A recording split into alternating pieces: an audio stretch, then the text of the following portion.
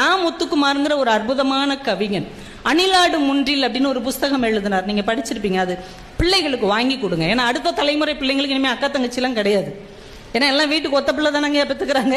அப்ப அவங்களுக்கு அக்கா கிடையாது, தம்பி கிடையாது, தங்கச்சி, தாய்மாமே ஒரு கழுதையும் கிடையாது. எல்லாமே நண்பர்கள் அமைஞ்சாதான் உண்டு, இல்லைன்னா அதுவும் கிடையாது.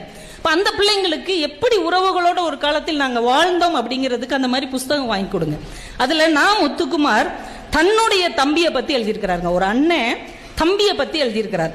நான் மலர்ந்த தொப்புள் கொடியின் இன்னொரு பூ, நான் மலர்ந்த தொப்புள் கொடியின் இன்னொரு பூ, என் உதிரத்தின் பங்காளி, வேற்றுருவன் ஆனாலும் என் மாற்று உருவன், நான் உண்ட மிச்சப்பாலின் ருசி அறிந்தவன், அதனால் என் பசி அறிந்தவன், என் நாணயத்தின் இன்னொரு பக்கம், துக்கத்தில் என்னை தாங்கும் தூண், சக ஊன் என் தம்பி என்று நான் முத்துக்குமார் தன் சொந்த தம்பியை பற்றி ஒரு கவிதை எழுதியிருக்கிறார். Download ShareChat.